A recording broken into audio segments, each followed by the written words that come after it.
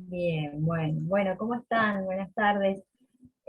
Bueno, vamos a dar inicio entonces a la última clase, el último encuentro virtual que nosotros tenemos durante la cursada. El día de ayer ya se publicó la última clase, que tiene que ver con la ineficacia del acto jurídico, ¿bien? Y bueno, sobre eso vamos a hablar la clase de hoy, sobre todos los temas que ustedes quieran y tengan preguntas al respecto. Como siempre, iniciamos a ver con las preguntas que ustedes tienen de los temas que han venido leyendo solos desde la última clase que tuvimos.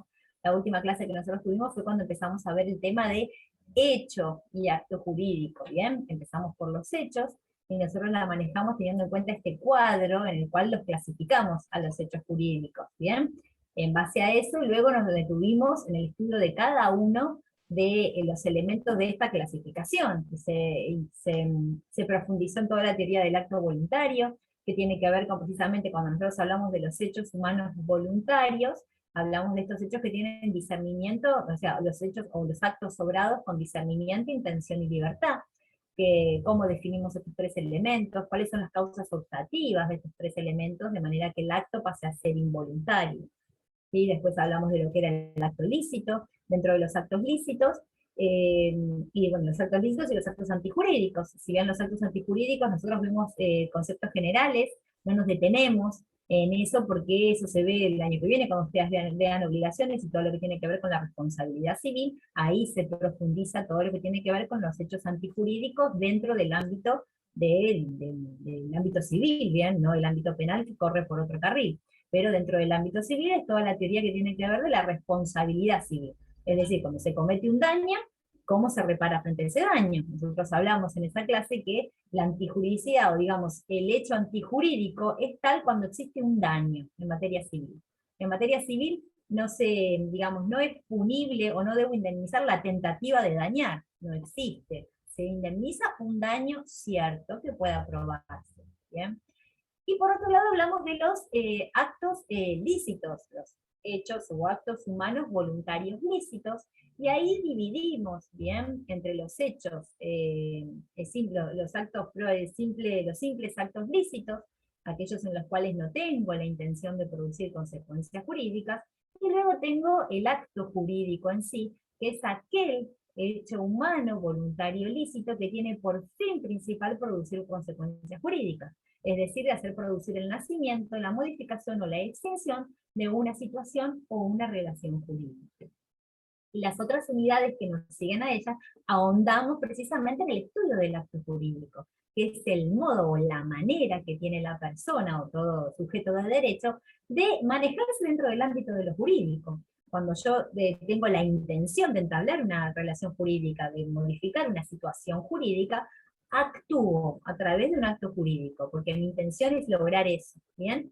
Y ahí después vamos a estudiar cuáles son los conceptos, cuáles son las partes de un acto jurídico, cuáles son sus elementos, qué se considera una parte, qué se considera los sucesores de las partes. Ahí se ahonda en el estudio de ello, la clasificación del acto jurídico, cómo el acto jurídico puede estar sujeto o no a algún tipo de modalidad, con la condición, el plazo, el cargo. Y luego nos detenemos en todo lo que tiene que ver con los instrumentos públicos, instrumentos privados. ¿Cómo formalizo ese acto jurídico? Bien, una vez exteriorizada la voluntad, al igual que es un acto voluntario, por eso la voluntad debe exteriorizarse, debe salir fuera del foro interno del sujeto, ahí es donde vemos cómo lo formalizamos. El acto lo mantendremos oralmente, lo formalizaremos por escrito, y esto de realizarlo por escrito, ¿tiene algún tipo de formalidad o no la tiene? Y ahí hablaremos de los casos de instrumentos públicos, los instrumentos privados, los instrumentos particulares con firmas certificadas o no, o los instrumentos particulares, es decir, aquellos documentos no firmados. ¿Bien? Estoy haciendo un resumen de todo lo que vimos en estas unidades y después vamos a ir a ahondar cada tema o lo que ustedes quieran, ¿bien? Y finalmente, las dos últimas clases, la anterior tiene que ver con el tema de los vicios propios del acto jurídico. Cuando nosotros hablamos de un acto jurídico válidamente constituido como acto voluntario, porque recuerden, primero debemos estar en presencia de un acto voluntario para poder considerarlo un acto jurídico, es decir, que es un acto obrado con discernimiento, intención y libertad, pero en la celebración o luego de la celebración de este acto jurídico, puede ser que encontremos algunos de estos vicios que tienen que ver con la simulación, la lesión o el fraude. La simulación, cuando realizo un acto pero por debajo estoy encubriendo un acto diferente. Y muchas veces viene de la mano del fraude. ¿Por qué realizo esta simulación? En fraude a los acreedores, ¿bien? O no, simplemente para tener una situación simulada por alguna cuestión, ¿bien? O puede ser que se dé también el vicio de lesión, que tiene que ver con este aprovechamiento que una de las partes hace de la otra, y que plantea una inequivalencia en las prestaciones. Y finalmente, luego de ver los vicios, en el día de ayer se publicó la última clase que tiene que ver con las ineficacias del acto jurídico. Es decir, ¿qué pasa cuando un acto jurídico no produce sus efectos propios? No produce los efectos que está llamado a producir como tal. Y esto puede ser por causas que existían al momento del nacimiento, o por causas que sobrevienen una vez que el acto jurídico comenzó a ejecutarse o a desarrollarse.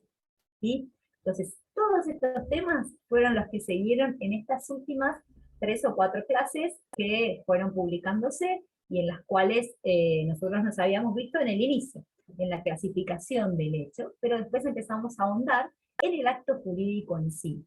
Bien, que habíamos dicho en la clase anterior, que es el modo por excelencia que tiene el sujeto de moverse dentro del ámbito jurídico. Uno se mueve con una intención determinada, con un objetivo, que es precisamente la celebración de este acto jurídico, porque mi objetivo es realizar una compraventa para adquirir una determinada cosa, porque es celebrar otro tipo de contratación, porque mi objetivo es contraer matrimonio y estoy celebrando otro tipo de acto jurídico, y esto, la legislación vendrá de la mano de determinadas formalidades. Por ejemplo, en el caso de un matrimonio, deberé celebrar en un instrumento público, porque debo cumplir con las formalidades y la presencia de un funcionario público, o si realizo la compraventa de un inmueble, deberé celebrar una escritura translativa de dominio en presencia de otro oficial público que es el escribano, y ahí estoy celebrando este instrumento público, o simplemente puedo realizar un contrato que no lleve ninguna formalidad, porque la misma ley no lo establezca. Realizar, por ejemplo, una compraventa de una cosa mueble, no registrable, ¿sí? O un contrato de locación, tampoco tiene una formalidad determinada por la ley, y sin embargo son actos jurídicos. Entonces la formalidad o no dependerá de la ley, ¿sí? Pero bueno, muy rápido hice un desarrollo, o les hilvané cómo venía cada una de estas unidades unida una a la otra, ¿bien? Ahora sí me quiero detener en las preguntas particulares que ustedes tengan en estos temas, o si quieren ahondar en algún tema en específico.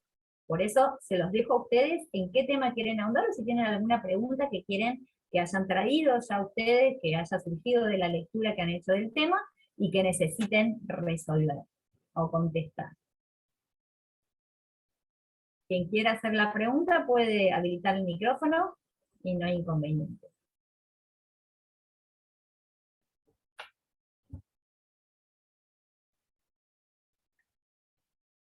¿Nadie tiene ninguna pregunta en particular de algún tema que quieran ahondar en particular?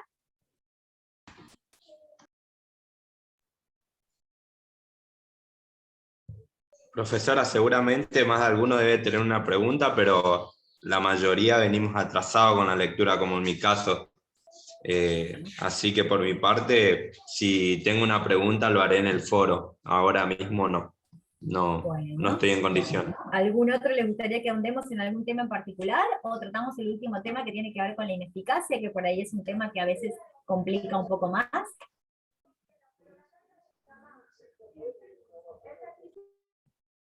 ¿No? ¿Ninguno Sí, tiene profe, si ningún quiere tema en particular?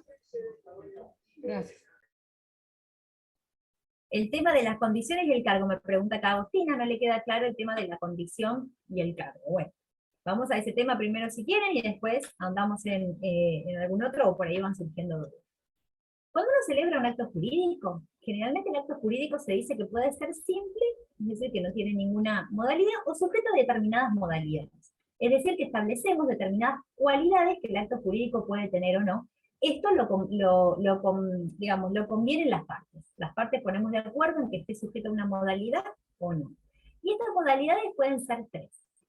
Digamos, someter el acto jurídico a una condición, a un plazo o a un cargo. ¿Bien? Entonces, estas son las 3 modalidades del acto jurídico. La más sencilla es hablar de un plazo.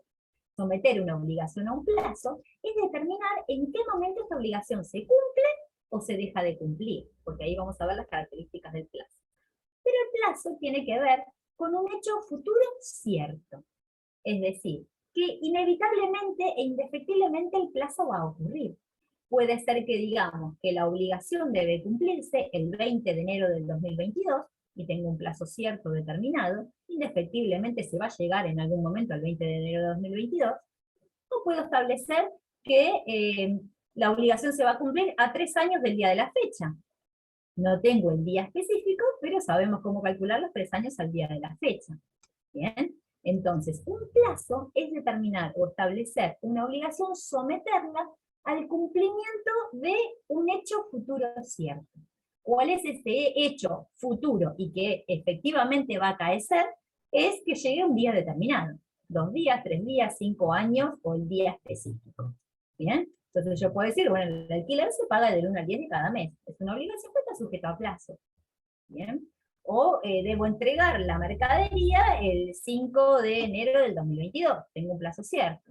U otra vez, como les decía, puede ser que no esté cierto, pero es determinado, digamos, no esté especificado el día, pero es determinable. A 5 días, a 2 meses, a 3 años, o 2 días después del nacimiento de fulano. Digamos, son cuestiones que indefectiblemente van a suceder y el plazo siempre se cumple. No hay plazo que no se cumpla. Sabemos que los días pasan y por ahora el mundo no se ha detenido nunca en un día, así que se va a llegar indefectiblemente a esa fecha. Entonces, cuando hablamos de plazo, hablamos de un hecho futuro cierto. ¿Bien? Por supuesto, el plazo, al igual que veremos que la condición, puede ser lo que se dice suspensivo o resolutorio. ¿Cuándo es suspensivo? Cuando la obligación no se cumple hasta que acaece el plazo. ¿Sí? O a la inversa, es resolutorio en el sentido de que se cumple y acaecido el plazo se termina de cumplir. Por ejemplo, no te pagaré, una condición suspensiva, comenzaré a pagarte, por ejemplo, no sé, el alquiler el día que vos pierdas el trabajo. Bueno, esa es una condición, perdón, no se los di bien, ese es el caso de la condición, que es más fácil de poner ejemplo, pero digamos expresamente, voy a empezar a pagarte el alquiler, hacerme cargo yo de la obligación del pago del alquiler el 22 de enero del 2022. ¿Bien? ¿Está claro? Tengo un plazo. Y ese plazo es suspensivo. Todavía no lo voy a cumplir, lo voy a empezar a cumplir el 22 de enero del 2022. O puedo decir a la inversa, voy a pagarte el alquiler hasta el 22 de enero de 2022 o hasta los próximos 6 meses. Por los próximos 6 meses yo me hago cargo de pagarte el alquiler. De ahí en más, te toca a vos. Esa es una condición resolutoria. Empiezo a cumplir con la obligación, pero caído el plazo, dejo de cumplir.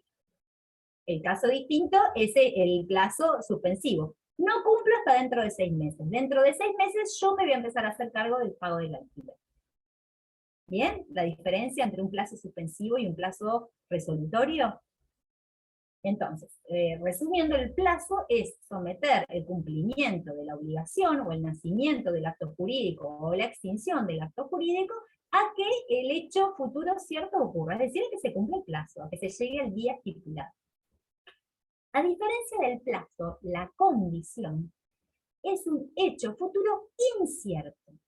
Estoy sometiendo el nacimiento o la extinción de una obligación al acaecimiento de un hecho que no sé si va a suceder y tampoco sé cuándo va a suceder.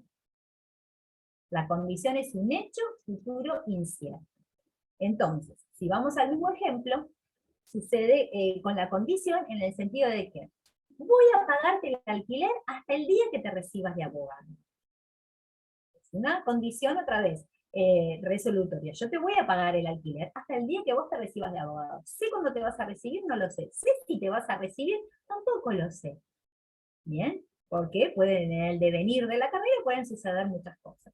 Pero yo te voy a pagar el alquiler hasta ese día. Esa es una condición resolutoria. Yo cumplo con la obligación a mi cargo hasta que ocurra ese hecho. Y si fuese a la inversa, una condición suspensiva, yo, el día que vos te recibas de abogado, yo te voy a empezar a pagar el alquiler.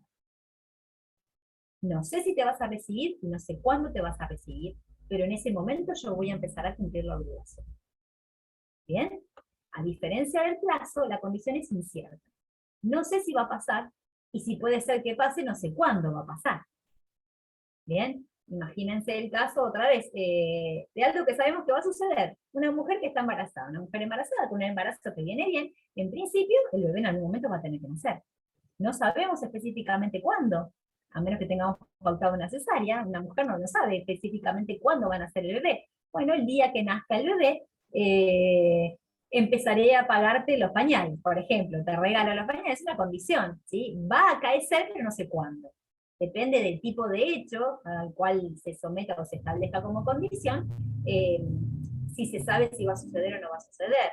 Por supuesto, obviamente, la condición debe ser algo posible. No puede decir, el día que toques el cielo con las manos voy a regalarte una casa. No puede ser, porque es algo imposible de cumplir. Entonces tiene que ser un hecho que se pueda llegar a cumplir y que no esté sometido únicamente a la potestad de quien debe cumplirlo. ¿Sí? Cuando hablamos del hecho de recibirte en una carrera universitaria, si bien uno pone toda la voluntad, a veces puede haber cuestiones que te vayan frenando, o que no apruebes la materia, o que tengas que cursar de vuelta, aunque uno ponga toda la voluntad. Y puede ser, sí, que uno mismo también deje de estudiar, es la voluntad de uno, ¿sí? Pero no es exclusivamente potestativo de la voluntad, lo hago si quiero o si no quiero, ¿sí? Pero la condición tiene que ver con esto, entonces, un hecho futuro incierto, a diferencia del plazo, que siempre es un hecho futuro cierto. El plazo indefectivamente en algún momento va a llegar. En cambio, la condición puede suceder o no. Bien, esas dos diferencias, por supuesto que sea suspensivo o resolutorio es lo mismo.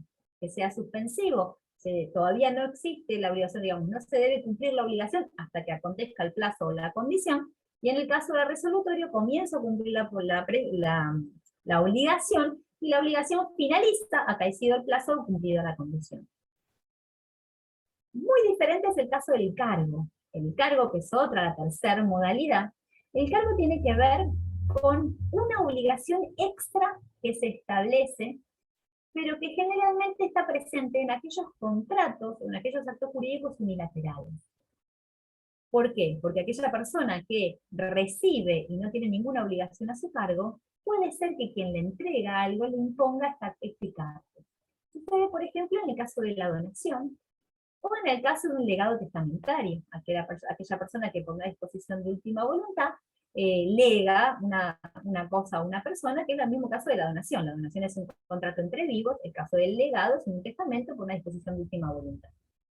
Puede ser que un donante done, por ejemplo, dono a mis sobrinos el campo que tengo, no sé, en la localidad de Balcarce, con el cargo, ellos no tienen que pagar nada, es una donación gratuita, ellos aceptan la donación, pero tienen el cargo de construir una escuela para los hijos de los peones en un plazo estipulado de 10 años, por ejemplo. Ese es el cargo, una obligación que ellos tienen a su cargo, que no tiene que, digamos, no es recíproca frente a lo que se da, porque la donación es gratuita, pero sin embargo se les impone esta obligación a cumplir, que no tiene que ver con retribuirle al donante, sino que tiene que ver con algún tipo de lo que fuere que el donante quiso establecer, y por supuesto uno aceptó, porque si aceptó la donación estoy aceptando el cargo.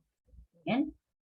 Tiene que ver con esto. Generalmente son cuestiones más de tipo, como estas, más de tipo social o solidario, o el querer establecer quien dona o quien establece la disposición de última voluntad, tiene que ver por ahí con un objeto altruista de esta manera. Son la mayoría de los ejemplos que se dan. Lo mismo cuando con un legado, yo le lego otra vez el campo que tengo en tal lugar a mis sobrinos con la imposición de que construyan una iglesia para la parroquia, o una pequeña capilla para la parroquia, ¿sí? Tiene que ver con este tipo de cuestiones. No es una retribución por lo que yo recibo, porque es a título gratuito, pero tengo la imposición de realizar algún tipo de tarea frente a esto que recibo. Ese es el caso del cargo. Puede ser que esté establecido que si este cargo no se cumple en un determinado plazo, de una determinada manera, se rescinda el tema de la donación, que es en efecto el contrato, o lo mismo el legado, si no se cumple con el cargo que estableció aquella persona que lo entrega. ¿Bien? Entonces vemos que estas son las tres modalidades del acto jurídico. El plazo, que la mayoría de las obligaciones está sujeta a un plazo, en la cual se establece el momento que se debe cumplir. La condición, que no todas, ya la condición va un paso más allá en la negociación, que tiene que ver con establecer el negocio jurídico, y por último el cargo, que no es para todos los negocios ni para todos los actos jurídicos, sino estos generalmente unilaterales. Bien, los actos jurídicos unilaterales o los contratos, mejor dicho, unilaterales, en los cuales una sola persona es la que entrega o la que tiene la obligación. ¿Sí? Voy un poco, bueno, les explico una cosita más. Yo hago a veces alusión a actos jurídicos y a veces a contratos.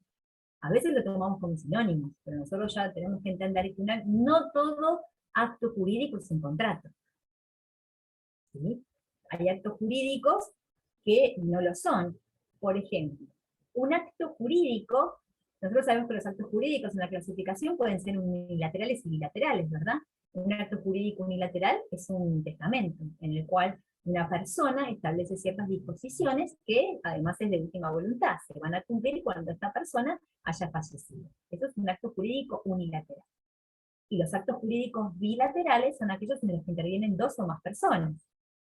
El contrato es un acto jurídico siempre bilateral.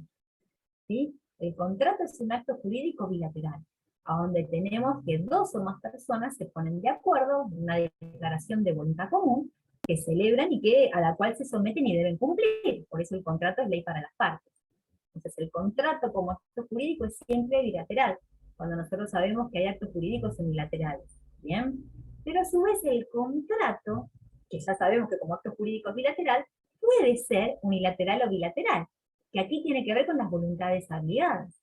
Una donación es un contrato, que como sabemos que es un acto jurídico bilateral, que es un contrato, pero a su vez es unilateral, porque una sola de las partes está obligada, pero la otra tiene que aceptarlo. Por eso es un contrato, ¿sí? Porque ambas partes tienen que estar de acuerdo, pero solo una tiene obligaciones a su cargo. En cambio, cuando hablamos de un contrato bilateral, es cuando hay obligaciones recíprocas. En una compra-venta, alguien entrega y el otro voluntariamente recibe. Entonces es un acto jurídico bilateral, por eso es un contrato, y a su vez es un contrato bilateral, porque ambos estamos obligados a cumplir con algo. ¿Bien? Bueno. A ver, acá en el foro me están preguntando. Bueno, acá me preguntaba, Agustina, no me queda claro el tema de las condiciones y el cargo. Decime si quedó entendido o no. Acá me dicen, Sí, no entendí el clarísimo, tema. muchas gracias. Bien, genial. No entendí el tema de las presunciones. A ver, y ahora voy con las presunciones, pero Juan Cruz después me dice, ¿pasa de igual forma con las donaciones anónimas, por ejemplo? Sí, no importa que la donación digamos, se conozca quién dona o la donación sea anónima, el donante puede establecer siempre un cargo, siempre y cuando el donatario lo acepte, ¿sí? La donación debe ser aceptada, porque como contrato es bilateral, si bien es unilateral como contrato, es bilateral el hecho de que deben existir las dos voluntades. Uno que entrega y otro que recibe, aunque solo uno entrega y el otro simplemente recibe. Si acepto el cargo, debo cumplir con ese cargo, aunque sea una donación anónima. ¿Bien? Acá me pregunta lo de la presunción. Sí, la presunción lo vimos antes, se ven las primeras unidades. La presunción tiene que ver con que el ordenamiento jurídico establece ciertos supuestos que, de darse en la práctica, van a tener determinadas consecuencias. ¿Sí? Es decir, tenemos el presupuesto que si se da tiene determinada consecuencia, ahí hablamos también del hecho jurídico porque lo definimos así, pero la presunción tiene más que ver sobre todo con el hecho de que si yo no la destruyo considero que algo es cierto. El ordenamiento jurídico va a presumir determinadas cuestiones que puedo desvirtuar. Las presunciones, la mayoría admite prueba en contrario. Antiguamente no tanto, hoy en día sí. ¿Y a dónde vemos muchas presunciones que nosotros estudiamos? En el tema, por ejemplo, de la paternidad. En nuestro ordenamiento jurídico se presume que la mujer casada que da a luz, el hijo es de su marido, en el caso del matrimonio heterosexual. Bien, nosotros sabemos que hoy en día tenemos mucho tema alrededor de eso, lo hemos visto, lo que tiene que ver con la dación de gametos, con la maternidad subrogada, con todas las técnicas de reproducción humana asistida. Pero dentro de un matrimonio heterosexual, si la mujer casada da a luz, se presume que el hijo es del marido. ¿Bien? Pero esta presunción admite prueba en contra, por supuesto, no admite prueba en contra. ¿Bien? Y esta presunción en contra la da la prueba genética de ADN. Antiguamente, en el código originario, esta presunción en realidad, en principio, podía admitir prueba en contra, pero era muy difícil de determinar. ¿Cómo determinábamos? ¿Cómo decía? Había que probar específicamente de adulterio. ¿Cómo se probaba? Viéndolo. O sea, no había fotografía, no había otra cosa. ¿Cómo nosotros probamos un adulterio? Bueno, entonces no admitía casi prueba en contra. fueron presunciones que eran presunciones de derecho que no admitían prueba en contra, fueron pasando a ser presunciones de derecho que admiten prueba en contra. Por ejemplo, frente a una demanda de paternidad, si el hombre se niega a realizarse la prueba de ADN, es una presunción en su contra. Se considera entonces que se presume que es el padre y que se está negando a realizarla porque sí, entonces se va a presumir en contra de él. ¿Bien? La presunción tiene que ver con eso, con que el ordenamiento jurídico establece presupuestos que considera como tales y considera cuál va a ser la consecuencia, pero admiten prueba en contra. ¿Sí? Hoy en día cada vez más, porque la ciencia sabemos que nos puede determinar muchas cuestiones que antes no se podían determinar, por ejemplo. ¿Sí? Entonces, eso tiene que ver con la prueba. ¿Cómo pruebo yo? ¿Cómo desvirtúo lo que dice la ley? ¿Cómo desvirtúo esta presunción? Con todo tipo de prueba que yo pueda aportar para desvirtuarla. Las presunciones tienen que ver con eso, ¿sí? Si bien no es un punto específico en el programa, sí es algo que explicamos porque después se ven durante toda la carrera, ustedes durante todas las materias van a encontrarse con artículos del código, o no solo del código civil, demás que presumen determinadas cuestiones. ¿Qué es una presunción? La presunción tiene que ver con esto, entonces, ¿bien? Con que se presume algo, o el ordenamiento jurídico establece que algo es así, si nadie establece la prueba en contra. Si yo me quedo callada frente a la presunción, que habla de que establece el ordenamiento jurídico, bueno, entonces se tendrá por cierto. ¿Bien? Tiene un poco que ver con esto que nosotros también lo hemos visto, el tema del silencio. Cuando vemos la teoría del acto voluntario, recuerden, decimos que el acto voluntario es aquel logrado con discernimiento, intención y libertad, ¿cierto? Pero a su vez que debe manifestarse, debe exteriorizarse, debe salir fuera del fuero interno del sujeto, como se dice, para que la sociedad lo conozca, porque si no, no existiría, no existe ámbito de lo jurídico, sino que es en alteridad, es decir, siempre en presencia de otro. Entonces, el exteriorizar un acto jurídico implica manifestarlo. Manifestación que puede ser oral, escrita, por signos inequívocos, en forma tácita, pero nunca el silencio. Recuerden, el silencio jurídicamente nunca obliga, salvo que uno tenga la obligación legal de expedirse. ¿Cuándo tengo la obligación legal de expedirme? Cuando el ordenamiento jurídico establece una presunción. Si establece una presunción en mi contra, yo tengo que hablar. ¿Cuándo, por ejemplo? Si a mí me dan un traslado de demanda, me notifican una demanda, que yo estoy como demandado, yo tengo la obligación de presentarme si quiero decir algo en contra del demandante, si quiero contestarla. Porque si no se va a presumir que todo lo que dice el actor es cierto. Tengo la obligación, entonces, en ese caso de presentarme. Cuando existe una presunción legal que me va a imputar a mí un comportamiento, yo debo hablar, porque ahí el silencio sí me va a obligar, porque se está cumpliendo una presunción. ¿Bien? Por supuesto tiene que estar presunciones jurídicas que establece la ley, ¿por qué? Porque si no, no se podría, digamos, ni terminar un proceso judicial ni seguir adelante con determinados actos. Te estoy llamando que vengas, si vos no venís, bueno, vamos a presumir otra cosa, pero te estoy dando la oportunidad de hablar. Entonces te corresponde a vos esta obligación de presentarte y hablar para hacer valer tu derecho. ¿Sí? Y ahí juega también el tema del silencio, que lo hemos, bueno, lo visto y está como un tema para estudiar dentro de la teoría del acto voluntario. Es importante el tema del silencio para estudiarlo. ¿Sí? Tengan en cuenta que lo establece el artículo 263 del Código, que hay la única excepción, es decir, nosotros sabemos que el silencio nunca obliga dentro del ámbito de lo jurídico, salvo que no tenga la obligación de expedirse, sea por la ley, sea por la voluntad de las partes, es decir, que como contratantes establecimos que hay que hablar para plantear determinadas cuestiones, o frente al silencio actual, frente a los actos anteriores o la manera anterior en la que yo vengo actuando y me vengo desarrollando. Eso es un artículo importante para que tengan en cuenta. ¿Bien? Bueno, me fui por las ramas, era solo el tema de las presunciones. De todo este que hablé rápido, igualmente la clase queda grabada y después la subo para que vuelvan, porque por ahí es una clase que, para verla después de haber leído los temas, aquellos que han atrasados con la lectura, porque estamos haciendo una hilación de todos los temas. En todo esto que hablamos recién, ¿saltó alguna duda o algún tema que quieren que profundicemos de estos? ¿No? Bueno, el tema que yo por ahí quería profundizar hoy, quería que ver, que es el tema que se publicó ayer, y por ahí, por más que vengan con la lectura al día, no lo tienen visto, que es el tema de la ineficacia del acto jurídico. Perdón.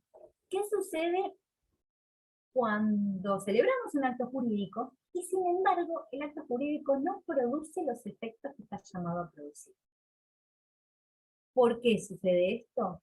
Ya sea por algo estructural, es decir, porque tiene un vicio al momento de su nacimiento, o porque con posterioridad a la celebración del acto ocurre algún tipo de hecho o algún tipo de decisión de parte de las partes que corta o que finaliza o que extingue los efectos que el acto jurídico estaba llamado a producir. Y entonces ahí vamos a tener ineficacias de tipo funcional o de tipo estructural. Les voy a compartir la presentación para ir trabajándola rápido, que ustedes ya tienen publicada en la plataforma, con respecto a las ineficacias del acto jurídico. Bien. La nueva presentación. Pueden verla ahí, ¿sí? Ahí está. Bien. Entonces, como les dije, la ineficacia del acto jurídico tiene que ver cuando el acto jurídico que se celebró no produce los efectos que está llamado a producir. Y esto puede suceder por varias cuestiones. Por eso hablamos, obviamente, que la eficacia supone la validez. Un acto jurídico es eficaz cuando es válido, es decir, cuando cumplió con todos los requisitos para producir sus efectos jurídicos. Pero entonces sería ineficaz cuando es inválido, ¿sí? La ineficacia tiene que ver cuando no produce los efectos.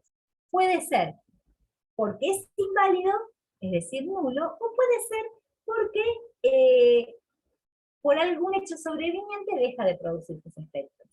Y así hablamos de que la ineficacia puede ser estructural o la ineficacia puede ser funcional. Cuando la ineficacia es estructural, es aquella que existe un vicio al momento de la celebración y por eso el acto es nulo. El acto como tal no puede producir efectos porque es nulo por la existencia de un vicio. Ahora, puede ser que la ineficacia sea funcional porque el acto jurídico plenamente válido comienza a producir sus efectos, pero existe o nace o acontece una causa que lo extingue. Entonces, lo vuelve ineficaz en virtud de su funcionamiento. ¿Bien? Esa diferencia. La nulidad tiene que ver con un vicio existente al momento o al nacimiento del acto jurídico, mientras que la ineficacia funcional tiene que ver con un hecho sobreviniente. El acto jurídico nace siendo válido, pero con posterioridad extingue sus efectos. ¿Bien? Y como decimos, los tres supuestos de ineficacia funcional son tres. Tiene que ver con la revocación, la resolución y la rescisión. Las tres R. Son tres acontecimientos que pueden suceder en un contrato.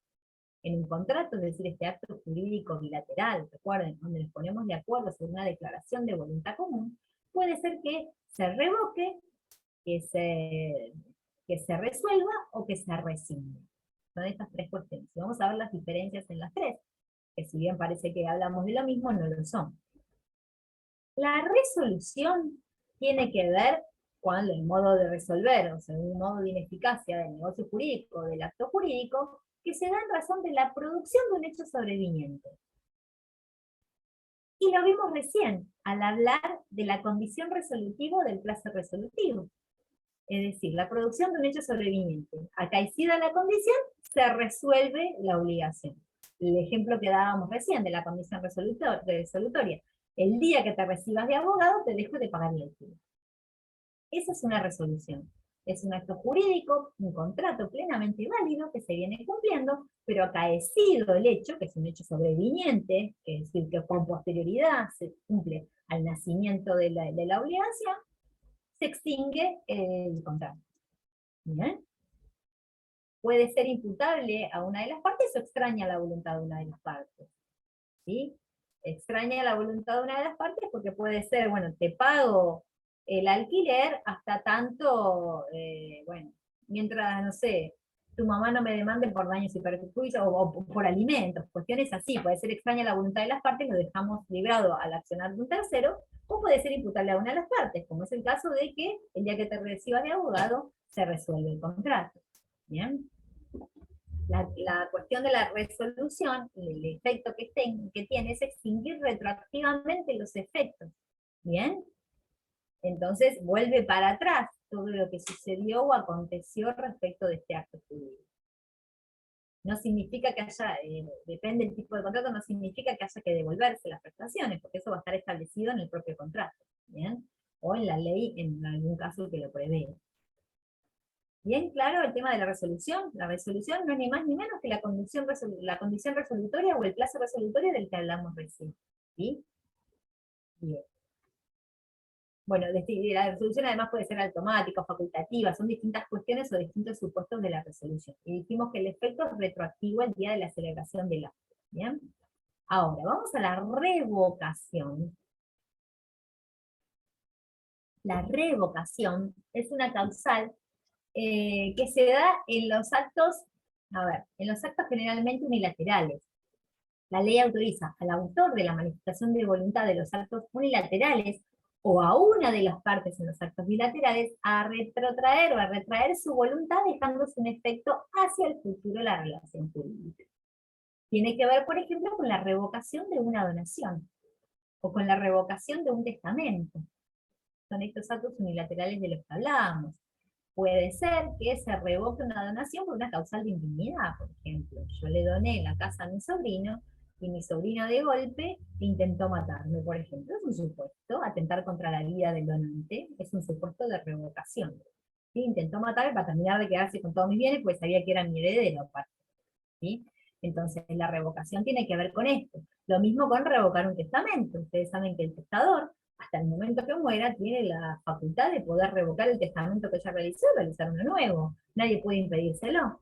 Entonces la revocación tiene que ver con esto, con la facultad que tiene una de las partes, generalmente en el acto voluntario, en el acto unilateral, aquella que es la que entrega algo. O puede ser que se haya pactado en actos bilaterales que una tiene derecho a revocarlo. ¿Sí? Eso tiene que estar pactado, tiene que estar establecido en el contrato. ¿Bien? La revocación, como dijimos en los actos unilaterales, es siempre voluntaria. ¿Bien? El efecto, a diferencia de la resolución, es que opera hacia el futuro, de ahora en adelante. Porque puede ser que el acto haya empezado a cumplir sus efectos y se revoca de ahora en adelante, pero lo que sucedió queda. ¿Bien? Todo lo que sucedió queda. Y es de ahora en más. No retrotrae al momento previo a la celebración del contrato, sino que va a aplicarse de ahora en adelante. Bien clara la diferencia entre la resolución, que estamos hablando del caso del plazo resolutivo, de la condición resolutiva, de la revocación, que tiene lugar principalmente en actos unilaterales, la cual una sola de las partes resulta obligada. ¿Bien? Bien. Y por último, la rescisión, que la rescisión es también una causal de ineficacia, pero las partes se ponen de acuerdo en rescindirlo de ahora en más.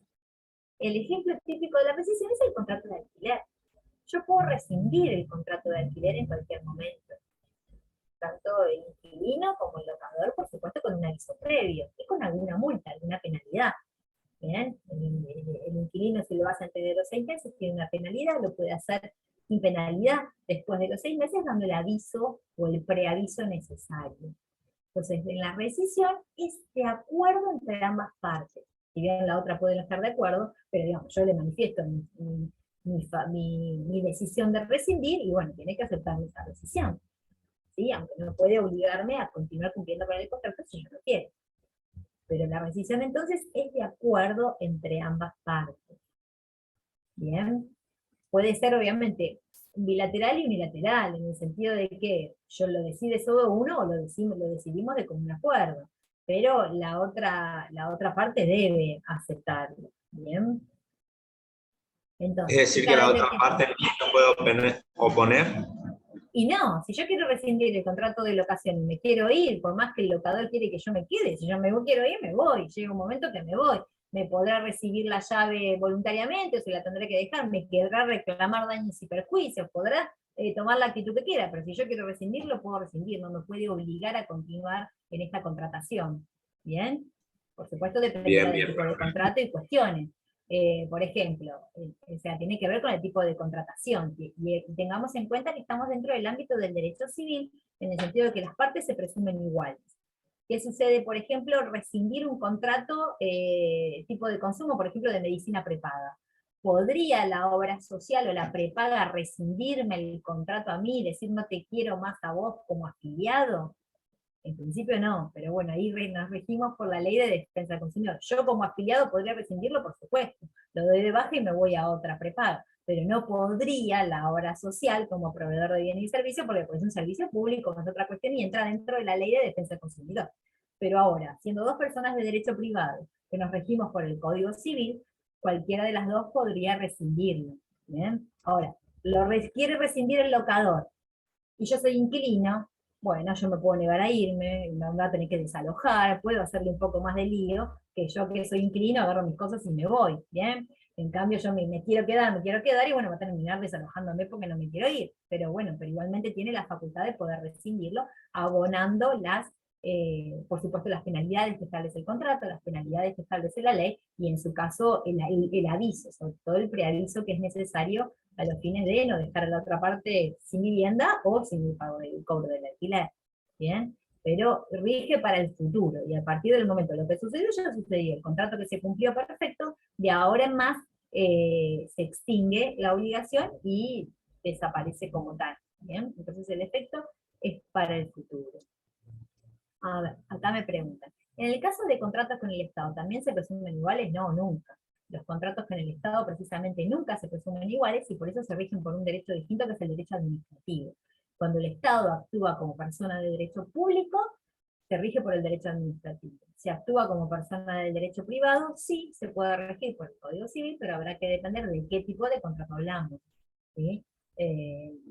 Siempre con el Estado no es considerado una persona, el Estado tiene la potestad y la autoridad y el imperium para hacer lo que quiera. Entonces, es muy difícil manejarlo dentro del ámbito del derecho privado. ¿Bien? Generalmente está exento del derecho privado, se maneja por el derecho público. Bien, con estos tres supuestos, si bien después lo verán en detenimiento, pero captamos las diferencias de estos tres supuestos de ineficacia funcional.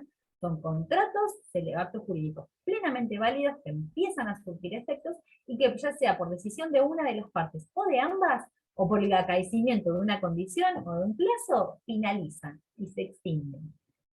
¿Bien? Por eso hablamos de una ineficacia funcional.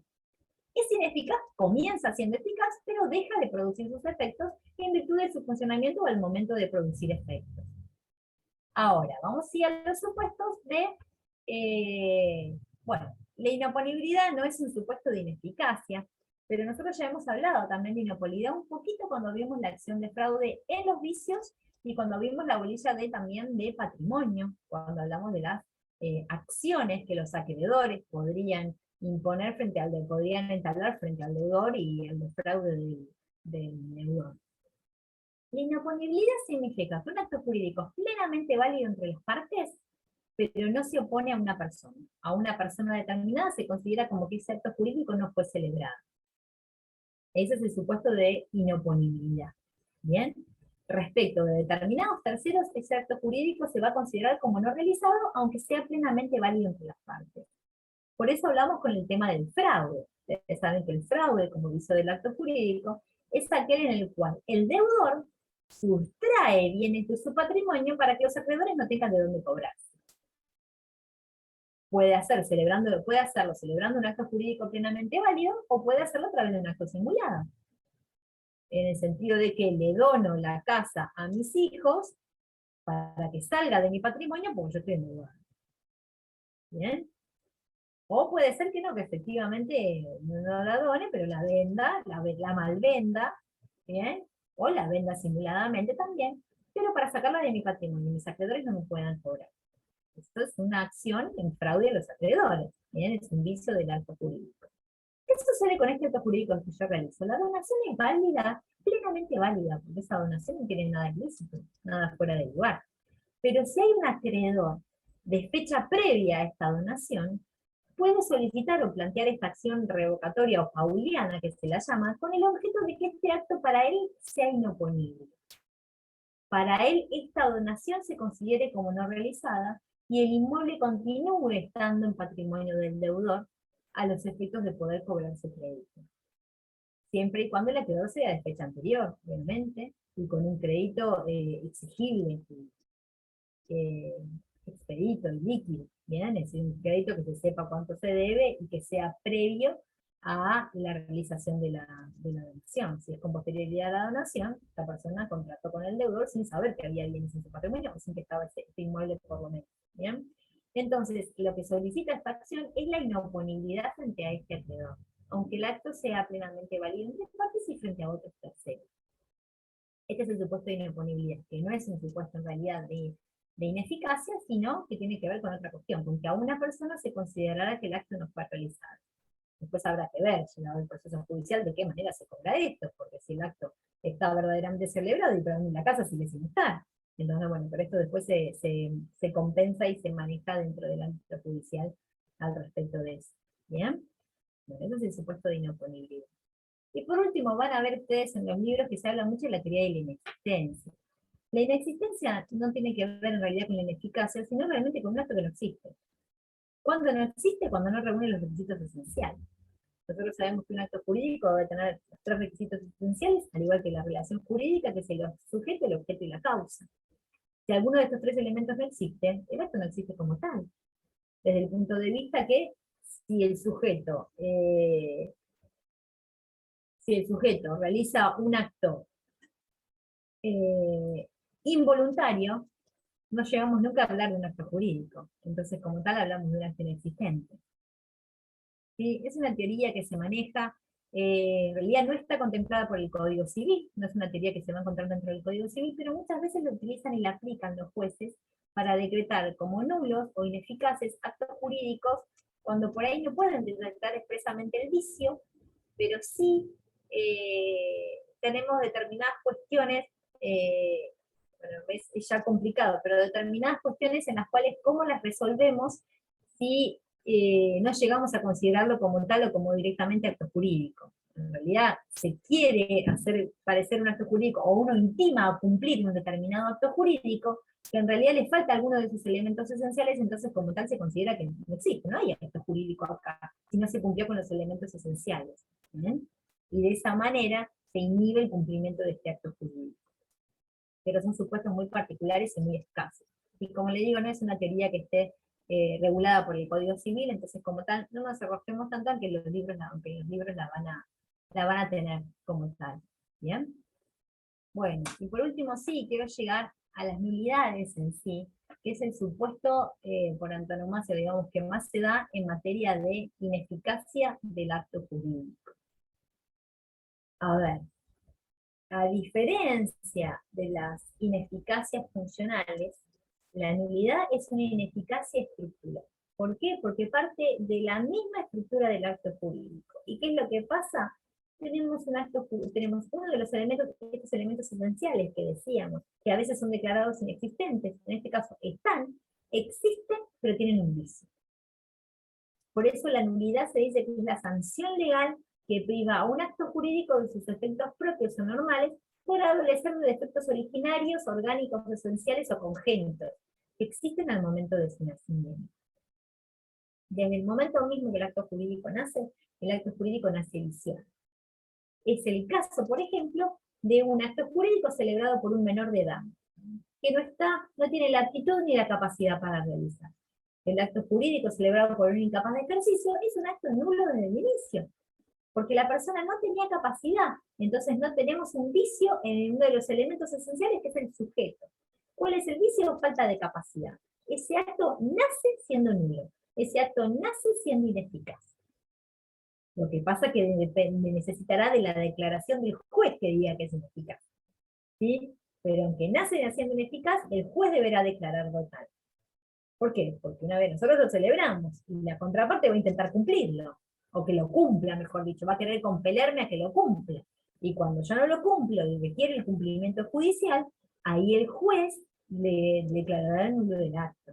Obviamente porque yo alego, señor juez, este acto es nulo, porque él lo pruebo, porque esto, por tal cosa el acto es nulo, entonces el juez deberá declarar la nulidad. Siempre debe ser declarada judicialmente, para que el acto se extinga de por sí y deje de cumplir sus efectos. Hasta que no esté declarada como tal, el acto es válido, aunque el vicio esté desde un inicio.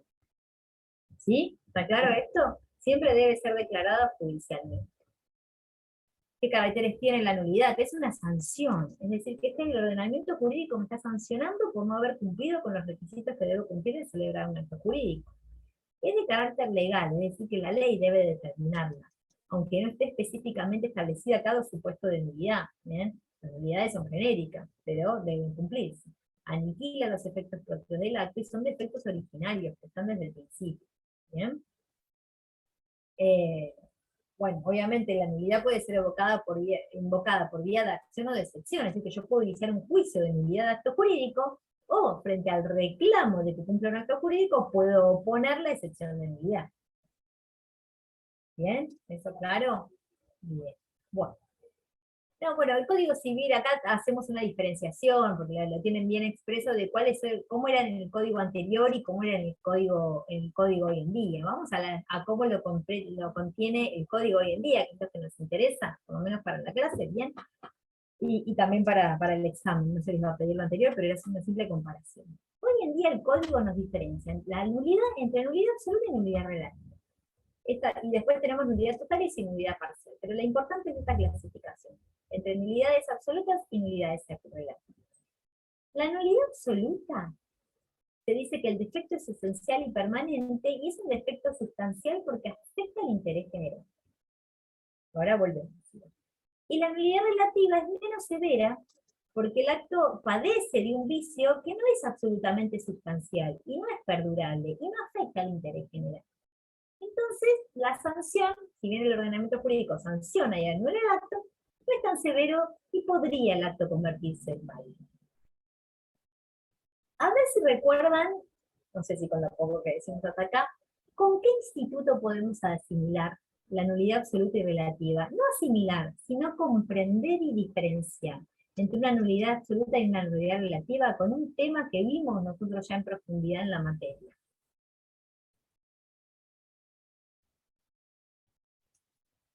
A ver si recuerdan o alguno puede. El tema de matrimonio, no tocamos el tema de matrimonio. No, porque el tema de matrimonio. ¿Con la ¿Cuál fecundación sería? in vitro?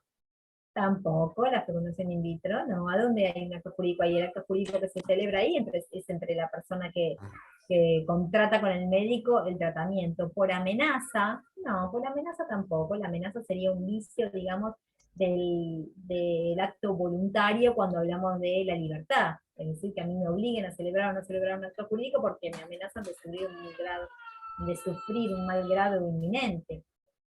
Leo la distinción, dice, en el artículo 386, son de nulidad absoluta los actos que contravienen el orden público, la moral y las buenas costumbres. Son de nulidad relativa los actos a los cuales la ley impone esta sanción solo en protección del interés de ciertas personas. Ahí tiene más data. A ver si se les ocurre. Se los debo haber dicho en la clase, suelo decirlo cuando damos la clase de ese tema, que lo tengamos en cuenta para estudiar el tema de las nulidades, porque además es una de las diferencias que diferencia uno de la otra. El tema de la nulidad viene de la mano de las incapacidades, incapacidad de ejercicio e incapacidad de derecho. El acto obrado por un incapaz de derecho será de nulidad absoluta o de nulidad relativa. Y el acto obrado por un incapaz de ejercicio será de nulidad absoluta o de nulidad relativa. Lean esa definición y contéstenme. Si recuerdan el tema de las nulidades, de las incapacidades, es fácil. Absoluta había dicho de que no podía ser nunca. No podía ser nunca que absoluta. ¿A qué te referís? La incapacidad. La incapacidad, pero estamos hablando de la nulidad. Yo no estoy clasificando las incapacidades en absolutas o relativas. Estoy clasificando la nulidad en absoluta y relativa, y quiero traer a colación las incapacidades de derecho o las incapacidades de ejercicio. ¿Ah? No hablo de clasificar la nulidad, la incapacidad en absoluta y relativa. ¿En qué se basa la incapacidad de derecho? ¿Recuerdan un ejemplo de una incapacidad de derecho? Voy a dejar de compartir así veo más ¿El caras menor de para edad? No, precisamente no. Vamos. Que el juez no puede comprar una casa cuyo remate se ha ordenado en su juzgado. Bueno, ese es un ejemplo puntual. ¿Por qué no podría el juez hacer eso? Porque la ley lo incapacita para realizar eso, le impone esa incapacidad de derecho. ¿Fundado en qué? Para resguardar el orden público, el bien, digamos, Bien. a la sociedad. Sería un fraude. Bien, no, un fraude, bueno, pero bien. Pero entonces, con esta definición que nosotros tenemos de la nulidad absoluta y la nulidad relativa, el acto obrado por un incapaz de derecho, el acto realizado por este juez, que no podría comprar, no podría realizar esa incapacidad de derecho, ¿está? No hablo de clasificar la nulidad en absolutas o relativas, hablo de clasificar la nulidad en absoluta y relativa. ¿En qué se basa la incapacidad de derecho? En el acto obrado por un incapaz de derecho. El acto realizado por este juez, que no podría comprar, en una subasta que se realiza en su juzgado y sin embargo lo hace. ¿Padece de nulidad absoluta o padece de nulidad relativa? Absoluta. Relativo. Exacto, nulidad absoluta. A ver quién dijo ahí relativa. Dice, son de nulidad absoluta los actos que contravienen el orden público, la moral y las buenas costumbres. Estamos diciendo que las incapacidades de derecho se fundan en resguardar el orden público, la moral y las buenas costumbres. Entonces, los actos obrados por un incapaz de derecho serán de nulidad absoluta, porque lo que está resguardando esta incapacidad de derecho es la moral y las buenas costumbres. Por eso no lo dejamos al juez realizar eso, por eso no lo dejamos al funcionario público realizar determinados actos que tienen que ver con los bienes que tiene bajo su resguardo o bajo su competencia. ¿Está claro? ¿Lo vemos con la definición de las nulidades? Ahora, ¿qué sucede con las incapacidades de ejercicio? ¿Por qué se establece una incapacidad de ejercicio? ¿Por qué se le dice a una persona que va a ser incapaz de ejercicio y no va a poder realizar un determinado acto jurídico? A ver, ¿alguno me puede decir por qué un incapaz de ejercicio se lo incapacita precisamente? Y porque debe reunir ciertas condiciones para poder hacerlo. Por ejemplo, un menor ya se encuentra limitado. ¿Pero por qué se lo limita? La ley lo limita al menor. ¿Por qué la ley limita al menor? Tiene un fundamento. Sí, ahí decimos el menor de edad, por supuesto, el menor de edad. Pero ¿por qué se lo incapacita al menor de edad? ¿Cuál es el fundamento de esa incapacidad? Acá me dice ¿Por qué no Elías puede discernimiento. ejercer sus derechos por sí mismo? Obvio que no lo puede hacer, por eso se lo incapacita. ¿Pero por qué se lo incapacita? No tiene el grado de madurez suficiente. Exacto. Acá me ponen no tiene ética, no. No goza de discernimiento, no tiene el grado de madurez suficiente. Por eso la ley incapacita al menor de edad. ¿Okay? La ley me dice, el menor de 18 años se presume que no tiene discernimiento, que no puede distinguir, si bien distingue lo bueno de lo malo, no puede distinguir si para acto jurídico le será conveniente o inconveniente. Entonces, ¿qué hacemos? Lo declaramos incapaz. Y todo acto que esta persona realice, siendo incapaz, ¿qué tipo de nulidad tendrá? ¿Nulidad absoluta o nulidad relativa? Relativa. Relativa, porque lo dice la definición. Los actos a los cuales la ley impone esta sanción son la protección del interés de ciertas personas. ¿A quién protege la ley con una incapacidad de ejercicio? A la persona. ¿Qué persona? Incapaz. Al incapaz. Bien. Protege al incapaz frente a la incapacidad de derecho. ¿Que a quién protege? ¿Protege al juez la incapacidad de derecho? En el ejemplo concreto. No, a la sociedad. A la sociedad. Al Estado, a la sociedad. A la sociedad. ¿Vemos la diferencia entonces? Miren que esto ya lo estudiamos en capacidad. De hecho, ahí tienen la presentación ustedes a donde diferenciamos lo que es incapacidad de ejercicio por el fundamento, por la razón de ser, por la causa por la nulidad, por el tipo de sanción. Y aquí volvemos a retomarlo. La diferencia entre la nulidad absoluta y la nulidad relativa viene de la mano de la incapacidad absoluta y la incapacidad relativa. Y los ejemplos de una nulidad absoluta son ejemplos de incapacidades de derecho, y los ejemplos de la nulidad relativa son ejemplos de incapacidades de ejercicio. Pero tenemos que tener claros los dos conceptos: incapacidad de ejercicio, incapacidad de derecho, que viene de la mano de la nulidad absoluta y la nulidad relativa. ¿Está ahora clara la diferencia? ¿Por qué? Porque lo dice precisamente la misma definición. La nulidad absoluta de los actos contravienen el orden público, la moral y las buenas costumbres. ¿Y qué acto contraviene el orden público, la moral y las buenas costumbres? Los actos que ejecutan los incapaces de derecho. Por algo no les damos, la ley no le otorga el derecho de realizar ese acto, porque quiere proteger a la sociedad. Ahora, en el caso de la nulidad relativa, son los actos, impone esta sanción solo en protección de ciertas personas. El caso del incapaz de ejercicio. La ley lo declara incapaz para protegerlo, porque se sabe que no tiene el discernimiento suficiente, la madurez, para comprender el acto que está realizando. ¿Sabes la diferencia? Vemos aquí la diferencia entre la nulidad absoluta y la nulidad relativa, que viene de la mano de la incapacidad de ejercicio y la incapacidad de derecho. Entonces, a la hora de estudiar este tema de la ineficacia, tienen que sentarse y tener bien claro el tema de la nulidad, de las incapacidades, porque vienen de la mano, y es la manera de explicarlo, y son los supuestos. La mayoría de las nulidades se dan por incapacidades de ejercicio o incapacidades de derecho. Puedo tener ciertas nulidades que se dan con respecto al objeto del acto jurídico, por supuesto, porque nosotros sabemos que los elementos del acto jurídico son el sujeto, el objeto y la causa, la incapacidad está en el sujeto, el objeto, recuerden que debo cumplir con las pautas que me establece la ley, es decir, que el objeto debe ser cierto, posible, no debe estar fuera del comercio, debe ser un hecho posible, ¿bien? Entonces, como tal, ¿podemos tener actos nulos por nulidad en el objeto? Por supuesto, podemos tener actos nulos por nulidad en el objeto. Pero generalmente son subsanables. ¿Por qué? Porque el objeto no quedó determinado, pero bueno, podría llegar a determinarse. Porque el precio no quedó específicamente determinado, pero tengo la forma de determinarlo y podría determinarse. Podríamos llegar a salvarlo por ese lado, ¿bien? Pero nunca podemos llegar a salvarlo si quien realiza el acto es un incapaz de derecho, porque la nulidad es absoluta. Y en el caso de las incapacidades de ejercicio, la nulidad relativa, y vamos a ver que en este caso sí podríamos confirmarlo. Pero quiero saber si quedó clara, más allá de que después lo lean con detenimiento. Quedó claro que viene de la mano de la incapacidad. Sí, hay que tener bien claro el tema de la incapacidad para el estudio de esto. ¿Bien?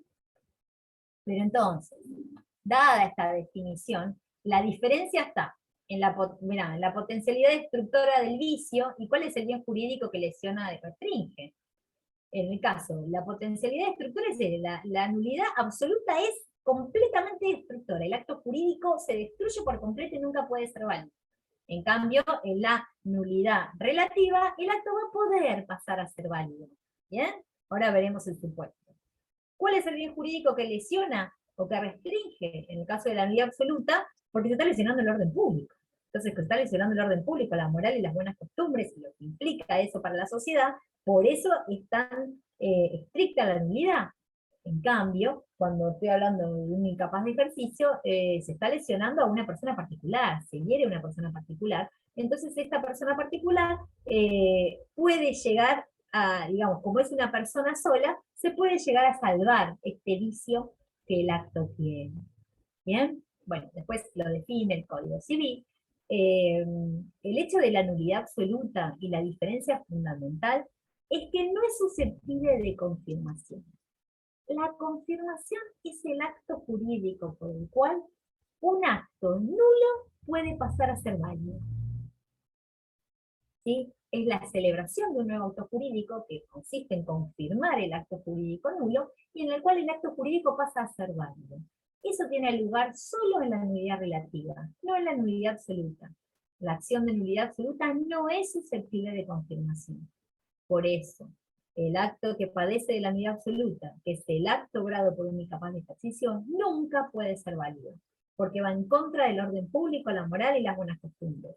Y eso no puede dejarse pasar. ¿Bien? En cambio, la nulidad relativa, sí, la nulidad relativa puede ser confirmada, es decir, que puedo celebrar un acto jurídico para que el acto jurídico que nació siendo inválido pase a ser válido. Es el caso de el menor de edad que adquiere la mayoría de edad. El menor de edad que realiza un acto jurídico que le estaba vedado siendo menor de edad, pero cuando adquiere la mayoría de edad puede confirmar este acto jurídico. Aquel niño, adolescente, mejor dicho, de 16, 17 años, que vendió la moto que le había regalado la abuela, que válidamente podría ser titular de niño, vendió esa moto, no tenía la capacidad para poder vender esa moto. Pero si cuando cumple los 18 confirma este acto jurídico que celebró, el acto pasa a ser válido. En eso consiste la confirmación. O lo mismo sucede en el caso de aquella persona que tiene la capacidad restringida. Aquella persona mayor de edad, que en virtud de una sentencia judicial se le restringió la capacidad y se le vedó la realización de determinado tipo de actos jurídicos que tienen que ver de contenido patrimonial, cuando por sentencia judicial readquiere o se le otorga nuevamente esa capacidad porque la causal invalidante se extinguió, que podía ser un caso de enfermedad, un caso de estar sometido a alguna sustancia, de ser adicto a alguna sustancia y demás, cuando se le restituye esta capacidad, puede confirmar el acto jurídico que se logró siendo incapaz, y ese acto jurídico pasa a ser plenamente válido. ¿Bien? A ver, esperen que voy a dejar de compartir y quiero ver una. Tengo pocas caritas acá, pero las pocas caritas que tengo, a ver, díganme, ¿quedó claro? Más allá de que lean el tema en detenimiento, estos son los fundamentos generales y fundantes del tema de las nulidades, que debemos comprender. ¿Y por qué vienen de la mano de las incapacidades? ¿Está? ¿Quedó claro la diferencia entre nulidad absoluta y nulidad relativa? Tiene que ver con el rigor de la sanción. La nulidad absoluta nunca ese acto va a poder pasar a ser válido, la nulidad relativa sí, si el acto es confirmado por aquella persona que no tenía la capacidad y luego adquirida la capacidad lo confirma. ¿Bien? Bueno. Y la otra clasificación que plantea el Código Civil con respecto a las nulidades es la que nos habla de nulidad total y nulidad parcial, que esto, no, se me fue, bueno, a ver cómo llegamos a este puesto, a la filmina, perdón, la nulidad total y la nulidad parcial, ¿sí?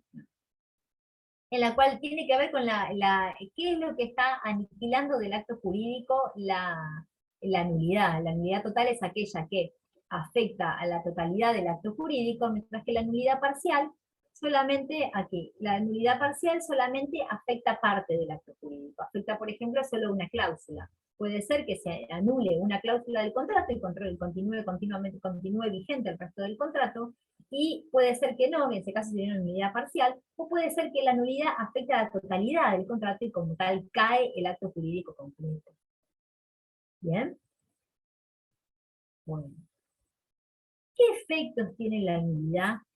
La nulidad vuelve las cosas al mismo estado en que se hallaban antes del acto declarado nulo, y obliga a las partes a restituirse todo lo que han recibido una de la otra. Tiene un efecto retroactivo, porque el vicio existía desde el momento del nacimiento. Entonces, declarado el acto nulo, el acto vuelve para atrás.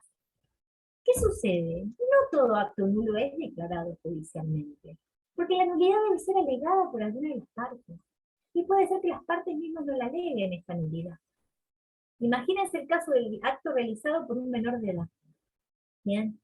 O por una persona cuya capacidad estaba restringida. Con el menor de edad, digamos, el supuesto es más burdo. ¿Por qué? Porque todo esto jurídico que no celebraste tiene DNI, y de que establecer que una persona tiene más o menos de 18 años es sencillo. La fecha que nació, la fecha en que estamos, bueno, es menor o menor de bueno. Entonces es más difícil que lo realice, pero es muy común con las personas que tienen la capacidad restringida. Entonces, ya estudiamos que la capacidad restringida es por sentencia judicial, y esas sentencias se deben inscribir en el registro de Estado Civil y capacidad de las personas. Pero a nadie va a consultar al registro de Estado Civil si una persona que tengo enfrente con la que va a celebrar un contrato tiene la capacidad restringida o no. Ni el mismo escribano, frente a la realización, por ejemplo, de una escritura de transferencia de un inmueble, tampoco tiene la obligación de ir a consultarlo. Y mismo celebrando un instrumento público frente a un escribano, esta persona puede ser incapaz, y ese instrumento es nulo. ¿Bien? Ahora, puede ser que yo que compro la casa no me percato de esta situación. Y si a mí nadie me dice que esta persona tiene la capacidad restringida, para mí es una persona que está en pleno uso de su razón, con plena capacidad civil, y realiza el acto jurídico. El mismo escribano lo está posibilitando, yo que me voy a enterar de eso. ¿Bien? Entonces puede suceder que este acto siga adelante y se desarrolle y nunca nadie plantee la nulidad.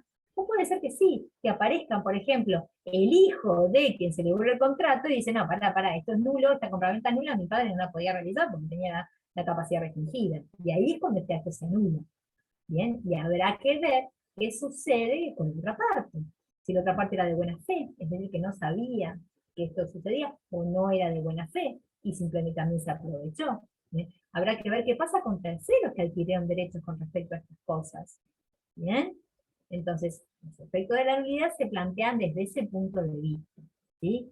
Pero bueno, nosotros no nos vamos, si bien tenemos los artículos del código para que ustedes los lean y demás, no nos vamos a enroscar tanto en esto, porque esto de hecho lo vemos o se vuelve a ver cuando se ven derechos reales, y qué pasa cuando uno transfiere una cosa y después el acto era nulo, qué sucede con los subadquirentes, si eran de buena o mala fe. Son cuestiones que se van a volver a ver más adelante en la carrera, ¿sí? Si bien ustedes tienen que saber que el efecto de la nulidad es retroactivo, y retrotrae todo, y todo vuelve al estado anterior de cómo las cosas estaban, salvo los derechos de aquellas personas que hayan adquirido de buena fe y a título oneroso, que tendrán una retribución específica.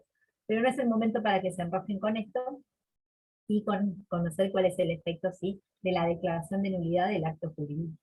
A ver, acá me pregunta María José, ¿qué sucede cuando no existe la posibilidad de restituir o volver al estado anterior? Bueno, eso dependerá del caso en específico. ¿Por qué? porque, por supuesto, obviamente, si yo la cosa no la puedo devolver porque la cosa dejó de existir, por ejemplo, siempre está en expedita la acción de daños y perjuicios. Pero sabemos que siempre que yo requiera algo, y ese algo no se me pueda dar, me deben indemnizar por eso que no me da. Puede ser que nunca pueda volver a adquirir esa cosa, porque puede ser una cosa que tenga un valor especial, puede que tenga un valor afectivo, porque sea una obra de arte que no se puede volver a reproducir. Y bueno, en esos supuestos sí, digamos, nunca la indemnización me va a poder pagar lo que la cosa era, pero es lo que sustituye cuando la cosa no se puede entregar. ¿Bien? Siempre se sustituye de esa manera. Obviamente, lo mismo que sucede con el daño moral por la muerte del hijo en un accidente de tránsito. Nunca me van a poder traer mi hijo y nunca el dinero que me paguen en una indemnización va a sustituir la vida de mi hijo. Pero es la única manera en la cual se encontró para resarcir frente a este tipo de incumplimientos. ¿Bien? Pero como les digo, no es un tema para que ustedes se enrosquen demasiado en esta instancia de la carrera, pero sí que conozcan que estos son los efectos y qué es lo que pasa. Porque al final de cuentas nosotros tenemos la teoría es linda, es fácil, ahora cuando vamos a la práctica y todo esto sucede y declaramos nulo un acto, tenemos intereses de muchas personas dando vuelta, ¿cómo lo resolvemos? Bueno, después se verá en la práctica, ¿bien? No se rajen en este momento con eso, ¿bien? Y por último, tenemos ese instituto de la confirmación, que es de lo que hablábamos, que tiene que ver con cuándo el acto jurídico nulo pasa a ser válido, o se confirma para que lo sea, que es un acto jurídico distinto, que tiene que ver con la convalidación de un acto jurídico que nace siendo nulo, de nulidad relativa, recuerden, nunca de nulidad absoluta, sino que solo de nulidad relativa. Y es la nueva celebración de un acto jurídico, lo dice el código específicamente, que hay confirmación cuando la parte que puede articular la nulidad relativa manifiesta expresa tácitamente su voluntad de tener el acto por válido después de haber desaparecido la causal de nulidad. Obviamente no requiere la conformidad de la otra parte, pero sí la manifestación de voluntad de quien era incapaz.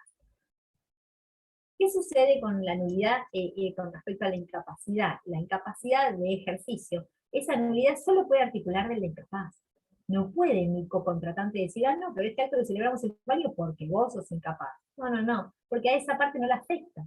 Y la nulidad está establecida para proteger al incapaz. Entonces es el incapaz es el quien puede alegarla. El incapaz o su representante, mejor dicho, que va a ser quien va a alegar que este acto es nulo. Pero no la otra parte, porque la otra parte no le afecta en nada que yo sea capaz o incapaz. ¿Bien? Me afecta a mí como incapaz, porque la ley presume que no conocía el acto que estaba llevando a cabo, no podría comprender o discernir.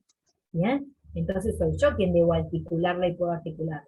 Entonces si articulo esa nulidad, después puedo confirmar ese acto. O si no la articulo, pero adquirida la mayoría de edad, lo confirmo, para que en un futuro no pueda nadie más plantear la nulidad de este acto. ¿Bien? ¿Claro ahí?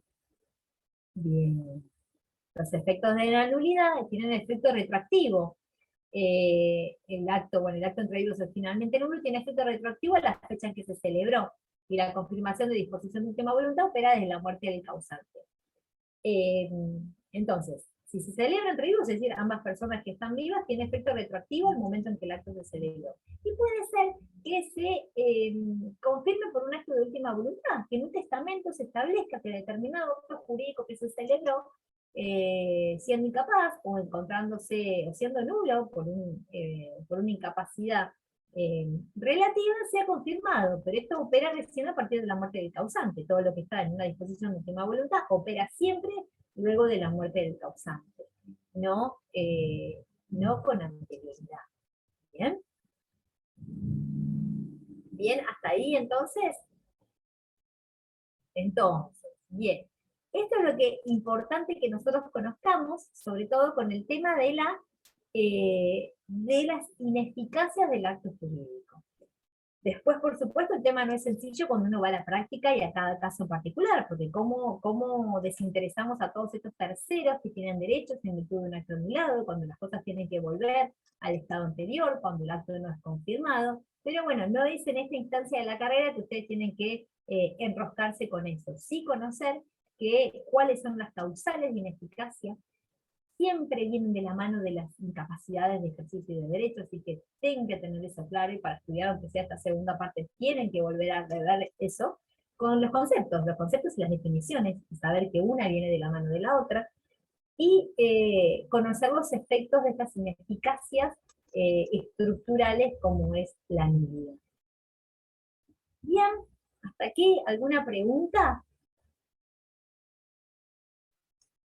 ¿No? Bueno. Como les dije, esta clase que nosotros vemos, comenzamos varios temas, entonces está buena que ustedes vuelvan a verla cuando tengan por ahí los temas leídos, y ahí van a comprender muchos saltos que yo fui haciendo, pero la idea era unificar todos los temas de esta segunda parte y finalizarlo con el tema de las ineficacias, que a veces complica en sí. Después, por supuesto, tendrá que estudiar con detenimiento cada uno de los pisos y de los distintos supuestos que tienen la bibliografía, tienen presentaciones también, para estudiar el tema. Bien, ¿alguna otra pregunta? Tengan en cuenta que según el cronograma, ahora el 17, ponte 17, viernes, el viernes se habilita el segundo trabajo práctico. También va a ser con modalidad de multiple choice, porque la cursada termina el 22, y si no, no tenemos tiempo para la corrección. Va a estar publicado del 17 al 20, y después 20, o sea, el 20 a la noche ustedes ya van a tener las notas, van a poder ahí visualizar las notas, y el 21 y el 22 va a estar abiertos los recuperatorios del primer y del segundo parcial, para que los presenten. Aquellos que no hayan alcanzado la puntuación que figuraba en el examen, en el trabajo práctico número 1, que figure en el trabajo práctico número 2, deben presentar el trabajo práctico. Abarca así de la unidad 10 a la 16, es decir, todo lo que no entró en la unidad anterior. La unidad anterior vimos hasta fin de la existencia de las personas, que creo que es la unidad 9, así que abarca desde la unidad 10 hasta la unidad 16. ¿Bien? Va a ser, como les dije, modalidad multiple choice, así que tienen que haber leído los temas, y ¿cómo se llama? Tienen que haber leído el tema y después resolverán el cuestionario, que lo hacen al libro abierto, obviamente desde su casa. Me preguntan acá cómo es la modalidad del final. Ustedes vieron que en la modalidad del final ustedes tienen publicado un programa de final. Es el mismo programa que ustedes tienen de la cursada, el mismo programa de la materia, pero mezclado. Es decir, que en cada unidad de ese programa de final tienen varios temas. En la unidad 1 de final no va a ser solo la unidad 1 del programa que ustedes estudian, que es la parte introductoria y la historia del Código Civil. Van a tener un punto de, por ejemplo, del derecho subjetivo, un punto de persona humana, un punto de persona jurídica y un punto de acto jurídico. Entonces, en este programa, como les digo, van a tener cada uno un punto de temas distintos. Y en el final, ustedes lo que se hace es sortear dos unidades, dos bolillas, le llamamos dos unidades, y de esas dos unidades ustedes eligen una para comenzar una exposición. No, no es escrito, es oral. Ustedes eligen uno para comenzar una exposición, y comienzan a hablar de ese tema, y luego le hacemos alguna pregunta de ese tema, y si ese tema está bien, pasamos a la unidad siguiente. ¿Bien? Entonces, ¿cómo es aconsejable estudiar cuando uno tiene un programa mosaico? Es siempre tener bien claro un tema de cada una de esas unidades o de esas bolillas. ¿Para qué? Para comenzar la exposición. Entonces, si a vos te toca la bolilla 1 y la bolilla 5, vos tenés un punto que sabés más de la bolilla 1 y un punto que sabés más de la bolilla 5. El tema que te guste. Por ahí tenés personas en la unidad, la bolilla 1 y personas en la bolilla 5, te gustó ese tema y estudiaste bien ese tema, podés empezar con cualquiera en los puntos que te toquen, cualquiera de esos dos. Eso no implica dejar colgado el resto del programa, porque te vamos a preguntar sobre los otros puntos, pero sí vos ya tenés puntos para empezar a desarrollar, o que conoces en cada una de las unidades. Esa, en un programa mosaico, esa es la manera de preparar el final, la manera más sencilla. Uno sabe que empieza y arranca bien. ¿Bien? Que eso es importante. En un examen final oral siempre es importante arrancarlo bien, y hablar, aprender a expresarse. Por eso lo hacemos oral, por eso es lo que buscamos, que ustedes aprendan a expresarse, aprendan a manejar los nervios, que por supuesto están, nadie dice que no estén, los nervios, y que a veces los nervios juegan en contra, pero aprender a expresarlo, sí, oralmente. Esa es la idea de que el examen ahora pase a ser en forma oral, ¿bien? Y con este programa. Con este programa, porque antes era preparar un tema, pero nos empezamos a dar cuenta que dejaban colgados todo el resto de los temas del programa, estudiaban solo el tema que ustedes que se preparaba, y el programa debe conocerse en profundidad. Si bien nosotros en profundidad, o completo, mejor dicho, a veces no pedimos demasiada profundidad, pero sí una comprensión total de la materia, en la cual podamos igualar desde la unidad 1 hasta la última, el porqué de los temas que vemos en la materia. Eso lo explicamos desde la primera clase, con la presentación que vemos y con el video que ustedes tienen, donde explicamos qué es lo que estudiamos en toda la materia, y que queremos que ustedes logren captar esto en profundidad. Por eso también la materia tiene final y no es promocional. Bien, ¿alguna otra pregunta con respecto al final?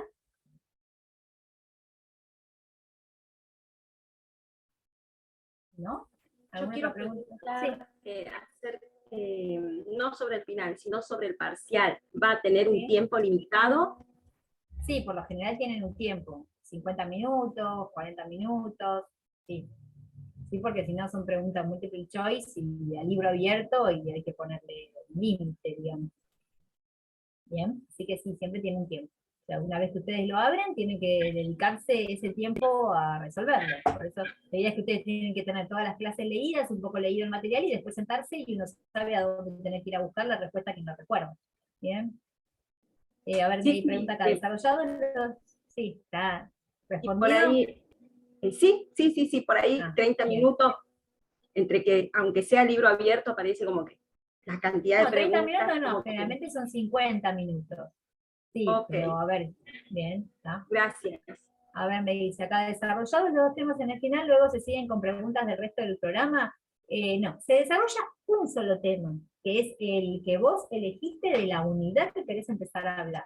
Bien, si ese tema está perfecto, se te da alguna que otra preguntita más, sí, de la otra unidad. Si vos en ese tema flaqueás, si en ese tema no lo podés desarrollar bien, se te va a seguir preguntando sobre esa misma unidad. No es que elegís un tema y no te pregunto del resto, ¿sí? El tema es cómo vos expongas el primer tema que vos elijas. Y si vos el tema que vos elegís no sabés relacionarlo, no lo podés explicar bien, bueno, ahí se va a seguir sobre ese tema hasta ver si lo conocés o no, porque es el tema que vos elegís para empezar a hablar. Entonces, si bien el programa es un programa que, digamos, que se sortea, te estamos dando la oportunidad de que el tema igualmente lo elijas vos. Entonces, hay que elegir el tema que uno sepa y poder expresarlo.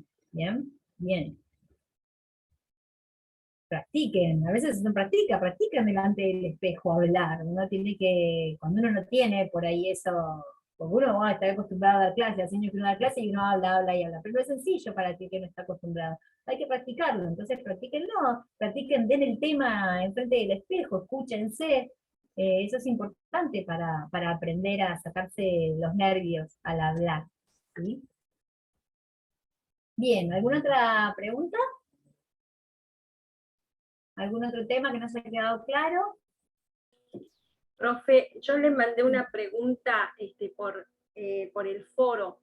Decímela, Beatriz, que no lo he leído el foro recién. Sí. Era acerca de oponibilidad e inoponibilidad. Yo le pedí algunos ejemplos porque me cuesta un montón poder entender esos dos conceptos o no los puedo relacionar con un ejemplo así cotidiano de la vida. Entonces, bueno, hoy recién vimos uno.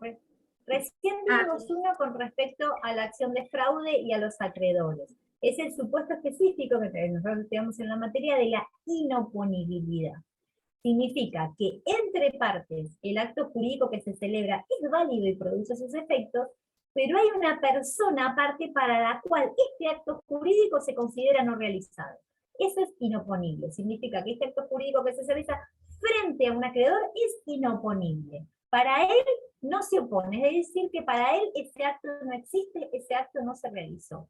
Y eso sucede solamente cuando este acreedor interpone la acción revocatoria o la acción pauliana, como se lo llama, en el sentido de que él considera que este acto jurídico se realizó un fraude a él.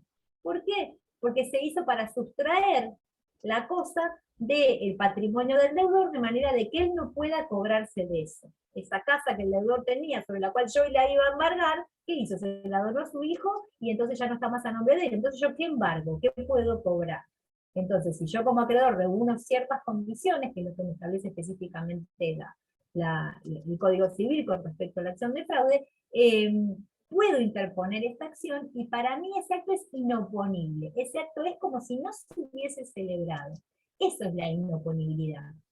Es decir, que para mí ese acto no se realizó. O si me es oponible, ese acto para mí sí está realizado, entonces como tal debo respetarlo. Eso es lo que tiene que ver con la oponibilidad o inoponibilidad de algún acto jurídico. ¿Está más Bien. claro?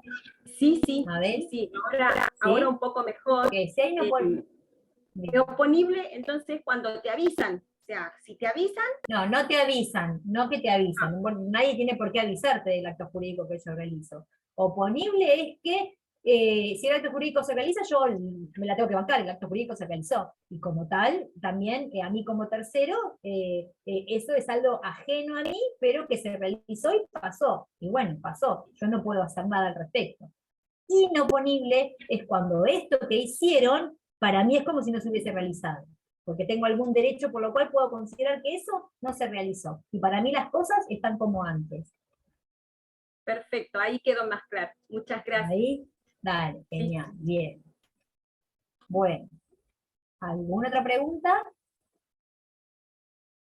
Ustedes sepan que a la hora de preparar el final, pueden comunicarse con nosotras vía plataforma o debajo de cada clase siempre pongo mi mail. O sea que todos tienen el mail de la universidad mía como para comunicarse vía mail frente a cualquier cuestión, que necesiten una consulta, que necesiten más material, si es que consideran que necesitan para estudiar, siempre lo tienen el mail que pueden conectarse antes de rendir, a hacer preguntas, lo que sea que necesiten, las contesto siempre a la hora de preparar el examen final.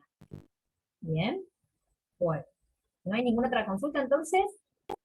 Vamos terminando la clase de hoy. Recuerden Muchas entonces gracias, el 17 tienen publicado el segundo trabajo práctico y 21 y 22 de diciembre tienen los recuperatorios.